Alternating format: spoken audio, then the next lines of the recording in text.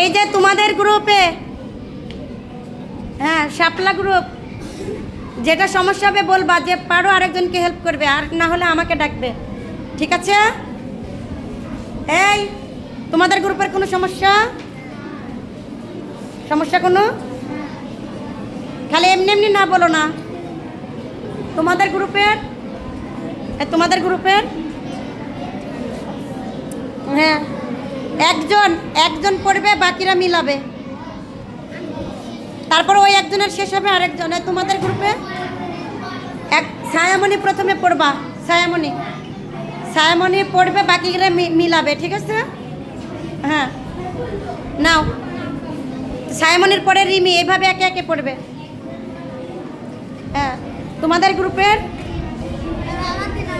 আচ্ছা ইসমাইল আগে পড়বে, তারপরে হ্যাঁ আকাশ, আরাফাত। আচ্ছা ঠিক আছে, একে একে সবাই। হ্যাঁ তোমাদের গ্রুপে কি হচ্ছে? কে পড়ছো? একজন পড়বে, বাকিরা সব আঙ্গুল দিয়ে মিলাবে। হ্যাঁ ওকে বলে দিচ্ছ, ভেরি গুড।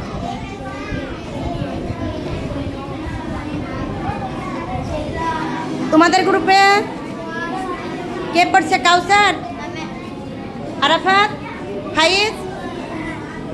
হ্যাঁ আচ্ছা পড়ো, একে একে বাকিগুলো মিলাবে। আর তোমাদের গ্রুপে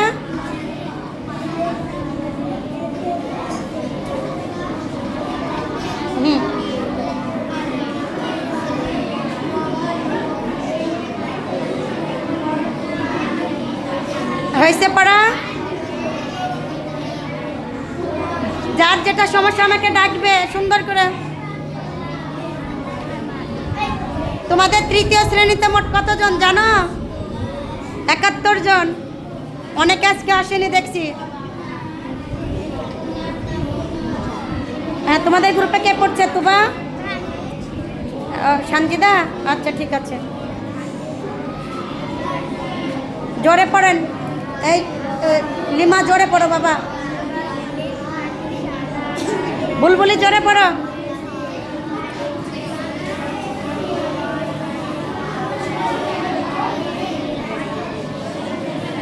হয়েছে? আচ্ছা এবার গ্রুপ থেকে কে পড়ে শোনাবে? যে কোনো একজন উঠে দাঁড়াও, কে পড়ে শোনাবা? ইসমাইল না তুবা? আচ্ছা সঞ্জিদা দাঁড়াও, ভয় পাচ্ছ কেন? সবাই শোনো, হাত মিলাও এবার।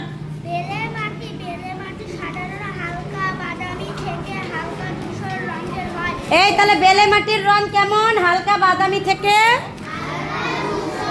হালকা ধূসর রঙের হয়, আর বেলে মাটি ঝরঝরে হয়। একরে ধরবা, একেবারে ঝরঝরে, তাই না? আচ্ছা তারপরে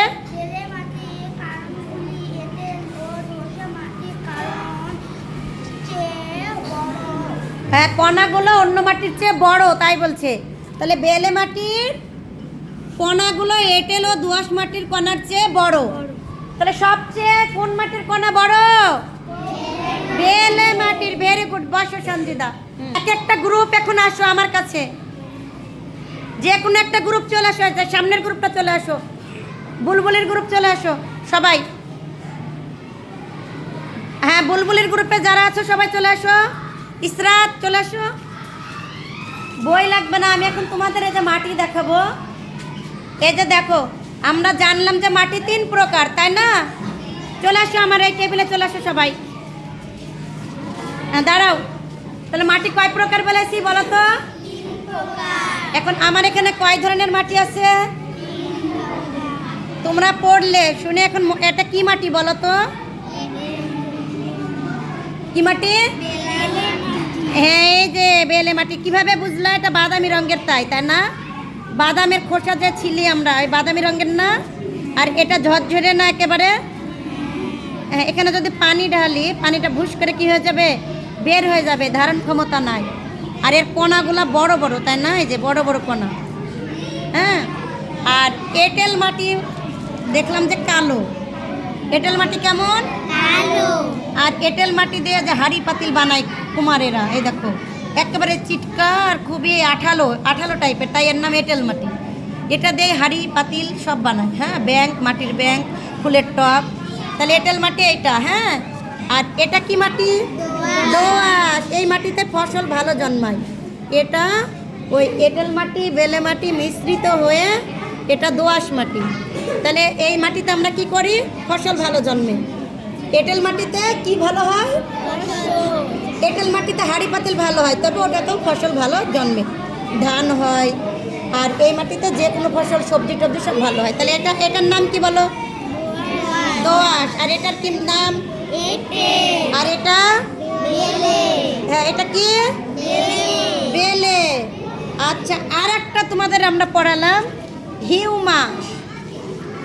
এই যে দেখো তো, ওই তিনটার চেয়ে এটা বেশি কি রঙ, কেমন? কালো। ওই যে আমরা